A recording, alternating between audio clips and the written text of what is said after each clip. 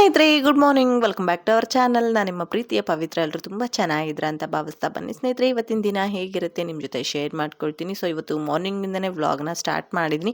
ಇವತ್ತು morning breakfast ಬಂದುಬಿಟ್ಟು ನಾನು ಇಲ್ಲಿ ಪಡ್ಡು ಮಾಡ್ತಾ ಇದ್ದೀನಿ. ಸೊ ಇರೋದೇ ನಾವಿಬ್ಬರು, ನಾನು ನಮ್ಮನೆಯವರು. ಹಾಗಾಗಿ ಒಂದು ಸ್ವಲ್ಪ ಪಡ್ಡಿನ ಹಿಟ್ಟು ರುಬ್ಕೊಂಡಿದೆ, ಅವ್ರಿಗೂ ಕೂಡ ಪಡ್ಡು ಹಾಕಿ ಕೊಡ್ತಾ ಇದ್ದೀನಿ. ಸೊ ಅವರು ಪಡ್ಡು ತಿಂದ ನಂತರ ಸೊ ನಂದು ಕೂಡ ಸ್ವಲ್ಪ ಹೊರಗಡೆ ಕೆಲಸ ಇದೆ ಸ್ನೇಹಿತರೆ, ಹೋಗಬೇಕು. ವೆಲ್ಕಮ್ ಬ್ಯಾಕ್ ಸ್ನೇಹಿತರೆ. ಸೊ ಮಾರ್ನಿಂಗಿಂದನೇ ರೊಟೀನ್ ಸ್ಟಾರ್ಟ್ ಆಗಿತ್ತು. ಸೊ ಇವಾಗ ಕೆಲಸಗಳೆಲ್ಲ ಮುಗಿಸ್ಕೊಂಡು ಟೈಮ್ ಬಂದುಬಿಟ್ಟು ಆಲ್ರೆಡಿ 12 ಗಂಟೆ ಆಗ್ತಾ ಬಂತು.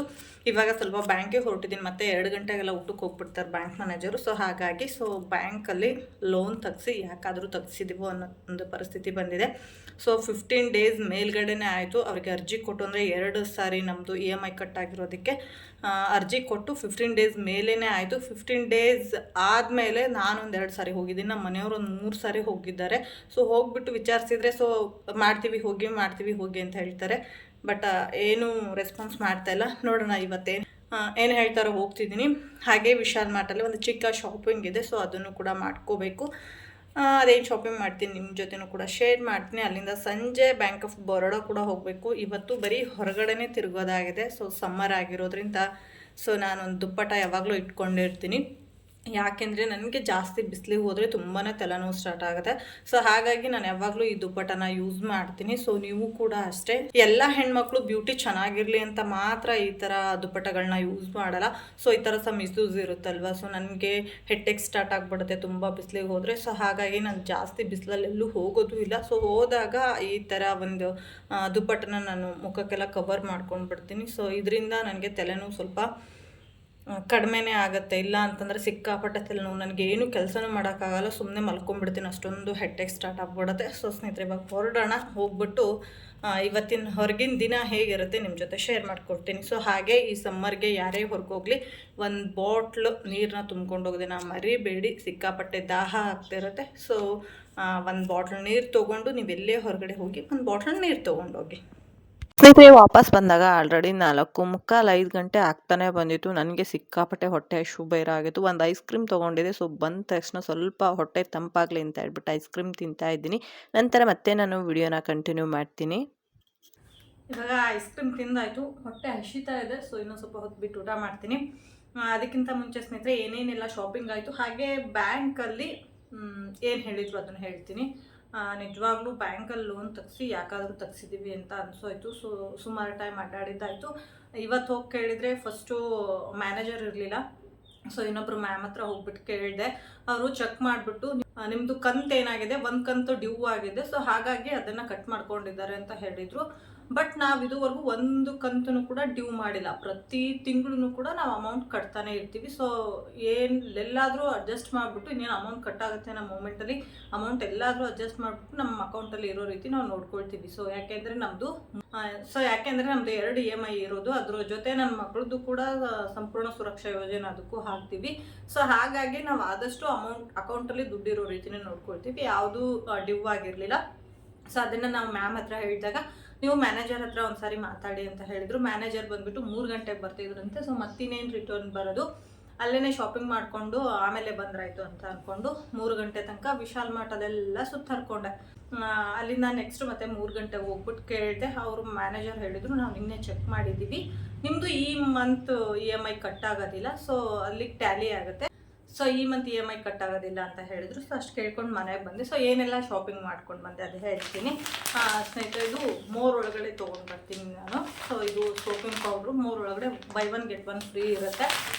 ಇದನ್ನು ನಾವು ಯೂಸ್ ಮಾಡ್ತಾಯಿದ್ದು ಸುಮಾರು 4 ರಿಂದ 5 ವರ್ಷ ಆಯ್ತೇನೋ ಗೊತ್ತಿಲ್ಲ. ಸೊ ಅವಾಗಿಂದನೂ ನಾವು ಈ ಒಂದು ಸೋಪಿಂಗ್ ಪೌಡ್ರನ್ನ ಯೂಸ್ ಮಾಡ್ತೀವಿ.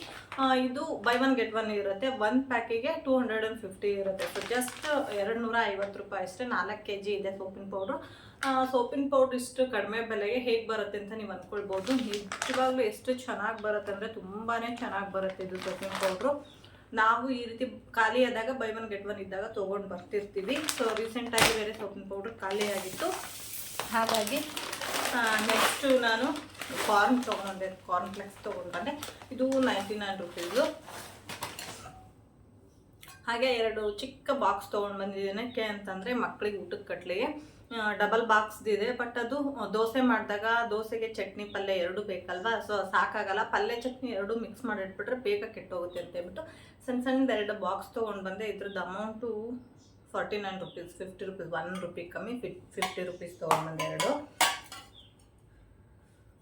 ಜೈನ್ ಹನಿ ಕೂಡ ಖಾಲಿ ಆಗಿತ್ತು, ಸೊ ಜೈನ್ ಹನಿ ತೊಗೊಂಡು ಬಂದೆ. ಇದಕ್ಕೆ ಇದೊಂದು ಚಿಕ್ಕ ಡಾಬರ್ ಹನಿ ಫ್ರೀ. ಹಾಗೆ ಫ್ರೂಟ್ ಜಾಮ್ ತೊಗೊಂಡು ಬಂದಿದ್ದೀನಿ. ಈ ಸರಿ ಚಿಕ್ಕ ತೊಗೊಂಡು ಬಂದಿದ್ದೀನಿ, ಪ್ರತಿ ಸರಿ ದೊಡ್ಡದು ತೊಗೊಂಡು ಬರ್ತಾಯಿದ್ದೆ. ಈ ಸರಿ ಚಿಕ್ಕದು, ಯಾಕೆಂದರೆ ಮಕ್ಕಳು ಊರಿಗೆ ಹೋಗಿದ್ದಾರೆ, ಇನ್ನೂ ಯಾವ್ಯಾವಾಗ ಬರ್ತಾರೋ ಗೊತ್ತಿಲ್ಲ. ಸೊ ಹೋಗಿದ್ದೆ ಅಂತ ಹೇಳಿ ಶಾಪಿಂಗ್ ಮಾಡ್ಕೊಂಡು ಬಂದೆ. ಹಾಗೆ ಸ್ನೇಹಿತರೆ, ಇದೊಂದು ಚಿಕ್ಕ ಪಿಂಗಾಣಿದ ಬೌಲ್ ತೊಗೊಂಡು ಬಂದೆ. ಇದು ನನಗೆ ತುಂಬಾ ಇಷ್ಟ ಆಯಿತು. ಎಷ್ಟು ಕ್ಯೂಟ್ ಆಗಿದೆ ನೋಡಿ, ಜಸ್ಟ್ 20 ರುಪೀಸ್ ಅಷ್ಟೇ. ಅದ್ರ ಜೊತೆಗೆ ಇದೊಂದು ತೊಗೊಂಡು ಬಂದೆ, ಇದು ಕೂಡ ಅಷ್ಟೇ, ಜಸ್ಟ್ 20 ರುಪೀಸ್ ಅಷ್ಟೇ. ತುಂಬ ಚೆನ್ನಾಗಿತ್ತು, ಪುಟ್ಟದಾಗಿ ನನಗೆ ನೋಡೋದಕ್ಕೆ ತುಂಬ ಇಷ್ಟ ಆಯಿತು. ಸೊ ಹಾಗಾಗಿ ಇದೆರಡು ಬೈ ಮಾಡಿದ್ದೀನಿ. ಹಾಗೆ ಈ ಥರ ಒಂದಷ್ಟು ನನಗೆ ಬೇಕಿತ್ತು ಜಾಲ್ರಿ ಥರದ್ದು. ಸೊ ಈ ಥರದ್ದು ತುಂಬ ದಿನ ಆಗಿತ್ತು ನಾನು ತೊಗೊಳ್ಬೇಕು ಅಂತ ಹೇಳ್ಬಿಟ್ಟು, ಬಟ್ ಆಗಿರಲಿಲ್ಲ. ಸೊ ಇದೊಂದು ತೊಗೊಂಡೆ, ಇದು 79 ರುಪೀಸು. ಇದೆಲ್ಲ ವಿಶಾಲ್ ಮಾರ್ಟಲ್ಲಿ ಮತ್ತು ಮೋರಲ್ಲಿ ಎರಡು ಕಡೆನೂ ಕೂಡ ನಾನು ಶಾಪಿಂಗ್ ಮಾಡಿರೋದು. ಹಾಗೆ ಹ್ಯಾಂಡ್ ವಾಶ್ ಬೈ 1 get 1 ಇತ್ತು. ಸೊ ಇದು ಕೂಡ ನಾನು ಬೈ ಮಾಡಿದೆ, ಬೈ 1 get 1 ಇತ್ತು.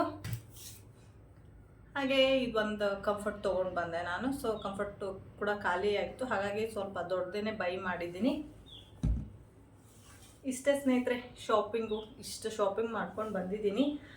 ಇದರಲ್ಲಿ ಕೆಲವೊಂದಿಷ್ಟು ಐಟಮ್ಸ್ಗಳು ಮಾತ್ರ ನಮ್ಮ ಮನೆಯವ್ರಿಗೆ ಹೇಳಿರೋದು, ಇನ್ಯಾವುದೋ ಐಟಮ್ಸ್ ಹೇಳಿಲ್ಲ. ಬೈತಾರೆ, ಈ ಥರದ್ದೆಲ್ಲ ಬೈ ಮಾಡ್ತಿರ್ತೀನಲ್ವಾ, ಬೈತಾರೆ, ನಿನಗದೆಲ್ಲ ಯೂಸ್ ಇದೆನಾ ಯಾಕೆ ಅಂತ. ಬಟ್ ಶಾಪಿಂಗ್ ಅಂತ ಹೋದಾಗ ಏನಾದರೂ ಕ್ಯೂಟಾಗಿ ಕಂಡ್ರೆ ತುಂಬಾ ಇಷ್ಟ ಆಯಿತು. ಇದು ಬಂದುಬಿಟ್ಟು ಬೈ 1 get 1 ಇತ್ತು. ಸೊ ಹಾಗಾಗಿ 2 ತೊಗೊಂಡಿದ್ದೀನಿ. ತುಂಬ ಚೆನ್ನಾಗಿದೆ, ಕ್ಯೂಟ್ ಆಗಿದೆ. ಏನು ಗೊತ್ತಾ, ಏನಾದರೂ ಅಡುಗೆದು ವಿಡಿಯೋ ಮಾಡ್ತೀವಲ್ವಾ, ಸೊ ಅವಾಗ ಪಕ್ಕದಲ್ಲಿ ಏನಾದರೂ ಸ್ನ್ಯಾಕ್ಸ್ ಮಾಡಿದಾಗ ಪಕ್ಕದಲ್ಲಿ ಸಾಸ್ ಹಾಕಿಡ್ಲಿಕ್ಕೆ ಎಷ್ಟು ಚೆನ್ನಾಗಿ ಕಾಣಿಸುತ್ತಲ್ವಾ. ಸೊ ಏನೋ ಒಂಥರ ಬ್ಯೂಟಿಫುಲ್ ಆಗಿದೆ, ಚೆನ್ನಾಗಿದೆ ಅಂತ ಹೇಳ್ಬಿಟ್ಟು ತೊಗೊಂಡು ಬಂದಿದ್ದೀನಿ. ಗೊತ್ತಿಲ್ಲ, ಬಂದಮೇಲೆ ಬಯಸ್ಕೋಬೇಕೋ ಏನೋ ಗೊತ್ತಿಲ್ಲ. ಸುಮ್ಮನೆ ತಂದು ಅಡುಗೆ ಮನೆಯೆಲ್ಲ ತುಂಬಿಸ್ತೀಯ ಅಂತ ಹೇಳ್ತಾರೆ. ಹಾಗೆ ನಾನು ಕೂಡ ಬ್ಯಾಂಕಿಗೆ ಹೋಗಬೇಕಿತ್ತು, ತುಂಬ ದಿನ ಇರ್ತಿದ್ದೀನಿ, ಬ್ಯಾಂಕ್ ಆಫ್ ಬರೋಡ ಹೋಗಬೇಕು ಅಂತ ಹೇಳ್ಬಿಟ್ಟು. ಯಾಕೆ ಅಂತ ಹೇಳ್ತಾ ಇಲ್ಲ. ಸೊ ಬ್ಯಾಂಕ್ ಆಫ್ ಬರೋಡ ಬಂದು ಅಲ್ಲೂ ಕೂಡ ನಾವು ಲೋನ್ ತೆಗ್ಸೋಣ ಅಂತ ಹೇಳ್ಬಿಟ್ಟು ಹೊರಟಿದ್ದೀವಿ. ಸೊ ಅದು ಅಮೌಂಟು ನಮಗಲ್ಲ, ನಮ್ಮ ತಮ್ಮಂಗೆ ಬೇಕು. ಸೊ ಅಂದರೆ ಈಕ್ವಲ್ ಮಾಡ್ಕೊಳ್ತೀವಿ, ಅವ್ನಿಗೆ 1 ಲಕ್ಷ ಕೊಡ್ತೀವಿ ನಮ್ಮ ತಮ್ಮರಿಗೆ. ಸೊ ಅದರದ್ದು 1 ಲಕ್ಷದ EMI ಏನಿದೆ ಅವ್ನು ಕಟ್ಕೊಂಡು ಹೋಗ್ತಾನೆ, ಇನ್ನು 1 ಲಕ್ಷದ್ದು ಸೊ ನಮಗೆ ಯೂಸ್ ಮಾಡ್ಕೊಳ್ಳೋದಕ್ಕೆ ಬೇಕು. ಬಟ್ ಅದು ಏನಕ್ಕೆ ಅಂತ ಹೇಳ್ಬಿಟ್ಟು ಸರ್ಪ್ರೈಸ್ ಆಗಿ ಹೇಳ್ತೀನಿ. ಸೊ ನಾವೇನೋ ಒಂದು ಬೈ ಮಾಡಬೇಕು ಅಂತ ಹೇಳ್ಬಿಟ್ಟು 1 ಲಕ್ಷ EMI ತೆಗೆಸ್ತಾ ಇದ್ದೀವಿ. ಸೊ ಏನು ಬೈ ಮಾಡ್ತೀವಿ ಅದು ಒಂದು ಸಸ್ಪೆನ್ಸ್ ಆಗಿರಲಿ. ಸೊ ಅದೊಂದು ಸಸ್ಪೆನ್ಸ್ ಆಗಿರಲಿ ಅಂತ ಹೇಳ್ತಾ ಇಲ್ಲ. ಅಲ್ಲಿಗೂ ಹೋಗ್ಬಿಟ್ಟು ನಂದು ಕೂಡ ಪರ್ಸ್ನಲ್ ಲೋನ್ ಕೊಡ್ತೀನಿ ಅಂತ ಹೇಳಿದಾದ್ರೆ 2 ಲಕ್ಷ. ಸೊ ಅದು ತೆಗೆಸ್ಕೊಂಡು ಬರಬೇಕಿತ್ತು. ಬಟ್ ನಾನೇನು ಮಾಡಿದೆ ಅಂದರೆ ಹೋಗೋ ಅವಸರದಲ್ಲಿ ನಂದು ಬ್ಯಾಂಕ್ ಅಕೌಂಟೇ ತೊಗೊಂಡು ಹೋಗಲಿಲ್ಲ. ನನ್ನ ಬ್ಯಾಂಕ್ ಅಕೌಂಟ್ ತೊಗೊಂಡು ಹೋಗಿದ್ರೆ ಸೊ ಆ ಕೆಲಸನ ಮುಗಿಸ್ಕೊಂಡು ಮನೆಗೆ ಬರ್ತಾ ಇದ್ದೆ ನಾನು. ಬಟ್ ಇಲ್ಲ, ಹೋಗಿಲ್ಲ. 1 ಲಕ್ಷ ನಮ್ಮ ತಮ್ಮರಿಗೆ ಏನಕ್ಕೆ ಅಂತಂದರೆ ಅವ್ರದ್ದು ಹೊರಗಡೆ ಬಡ್ಡಿ ಅಂತ ನಾವು ಸಾಲ ಇಸ್ಕೊಟ್ಟಿದ್ವಿ, ಬರೀ 1 ರೂಪಾಯಿ ಬಡ್ಡಿ ಅಂತ ಕೊಟ್ಟಿದ್ದು ನಮ್ಮ ರಿಲೇಷನಲ್ಲಿನೇ. ಬಟ್ ಇವಾಗ ಅವ್ರು ತುಂಬ ಕೇಳ್ತಿದ್ದಾರೆ. ಯಾಕೆ ಅಂತಂದರೆ ಅವ್ರು ಹೊರಗಡೆ ಎಲ್ಲ 2 ರೂಪಾಯಿ 3 ರೂಪಾಯಿ ಬಡ್ಡಿ ಅಂತ ಕೊಡ್ತಾರೆ. ಬಟ್ ನಾವು ರಿಲೇಷನ್ ಅಂತ ಹೇಳ್ಬಿಟ್ಟು 1 ರೂಪಾಯಿ ಬಡ್ಡಿ ಅಂತ ಕೊಟ್ಟಿದ್ರು. ಆಲ್ರೆಡಿ 2 ಇಯರ್ಸ್ ಮೇಲೇ ಆಯ್ತು ಅವ್ರು ನಮಗೆ ಕೊಟ್ಟು. ಬಟ್ ಅಮೌಂಟು ರಿಫಂಡ್ ಮಾಡೋಕ್ಕಾಗಿಲ್ಲ ನಮ್ಮ ಕಡೆಯಿಂದ. ಸೊ ಯಾಕೆಂದರೆ ಅಮ್ಮ ಮನೆ ಸಮಸ್ಯೆ ಗೊತ್ತಿರೋದೇ, ನಾನು ಪ್ರತಿ ಸಾರಿ ವಿಡಿಯೋದಲ್ಲಿ ಹೇಳ್ತಾನೆ ಇರ್ತೀನಿ. ಸೊ ಹಾಗಾಗಿ ರಿಫಂಡ್ ಮಾಡೋಕ್ಕಾಗಿಲ್ಲ. ಅವ್ರು ತುಂಬಾ ಕೇಳ್ತಿದ್ದಾರೆ. ಸೊ ನಮ್ಗೆ ಅಮೌಂಟ್ ಬೇಕು ಅಂತ ಹೇಳಿ ಆ ಒಂದು ಕಾರಣಕ್ಕೆ ನಾವು ಮತ್ತೆ ಇವಾಗ ಲೋನ್ ತೆಗಿತಿದ್ದೀವಿ. ಅದರಲ್ಲಿ ತಮ್ಮರಿಗೆ ಒಂದು ಸ್ವಲ್ಪ ಕೊಟ್ಬಿಟ್ಟು ನಾವು ಕೂಡ ಒಂದು ಸ್ವಲ್ಪ ಇಟ್ಕೊಳ್ತೀವಿ. ಸೊ ಮಂತ್ಲಿ ತಮ್ಮನೇ ಅದರದ್ದು EMI ಕಟ್ಕೊಂಡು ಹೋಗ್ತಾನೆ. ಸೊ ಏನೋ ಒಂದು ಮಾಡ್ಕೋಬೇಕಲ್ವ, ಜೀವನ ನಡಿಬೇಕು ಅಂದರೆ. ಸೊ ಹಾಗಾಗಿ ಏನೋ ಒಂದು ಮಾಡ್ತೀವಿ. ಹಾಗೆ ಸ್ನೇಹಿತರೆ, ಇವಾಗ ಫಸ್ಟು ಫ್ರೆಶ್ ಅಪ್ ಆಗಬೇಕು. ನನಗೆ ಎಷ್ಟು ಹೊಟ್ಟೆ ಹಸಿವಾಗಿತ್ತು ಅಂದರೆ ತಡೆಯೋಕ್ಕಾಗಲಿಲ್ಲ. ಫ್ರೆಶ್ ಅಪ್ ಆಗೋದಕ್ಕೂ ಮುಂಚೆ ಐಸ್ ಕ್ರೀಮ್ ತಿಂದೆ, ಇಲ್ಲಾಂದ್ರೆ ಅದು ಕರು ಹೋಗುತ್ತೆ ಅಂತ ಹೇಳ್ಬಿಟ್ಟು ಫಸ್ಟ್ ಐಸ್ ಕ್ರೀಮ್ ತಿಂದೆ. ಇವಾಗ ಫ್ರೆಶ್ ಅಪ್ ಆಗಿಬಿಟ್ಟು ಆನಂತರ ಊಟ ಮಾಡ್ತೀನಿ. ಓಕೆ ಸ್ನೇಹಿತರೆ. ಹಾಗೆ ಸ್ನೇಹಿತರೆ, ವ್ಲಾಗ್ನ ಅಲ್ಲಿಗೆ ಎಂಡ್ ಮಾಡಿಬಿಟ್ಟು ಮತ್ತು ಸಣ್ಣ ಪುಟ್ಟ ಕೆಲಸಗಳಿತ್ತು, ಅದೆಲ್ಲ ಕೆಲಸಗಳನ್ನ ಮುಗಿಸ್ಕೊಂಡು ಮತ್ತೆ ನಾನು ನೈಟ್ ರೊಟೀನನ್ನು ಸ್ಟಾರ್ಟ್ ಮಾಡಿದ್ದೀನಿ. ಸೊ ಇವತ್ತು ನೈಟ್ ಊಟಕ್ಕೆ ದಿಢೀರ್ ಸಾಂಬಾರು ಮಾಡ್ಕೊಳ್ತಾ ಇದ್ದೀನಿ. ಸೊ ಇದು ಬಂದುಬಿಟ್ಟು ಒಂದು 2 ಸ್ಪೂನ್ ಹಸಿ ಕಡಲೆ ಹಿಟ್ಟಿದ್ರೆ ಸಾಕು, ತುಂಬಾ ಸಿಂಪಲ್ಲಾಗಿ ಸಾಂಬಾರು ನಾವು ಮಾಡ್ಕೊಂಡು ಬಿಡ್ಬೋದು. ಊಟಕ್ಕೆ ತುಂಬಾ ರುಚಿಯಾಗಿರುತ್ತೆ.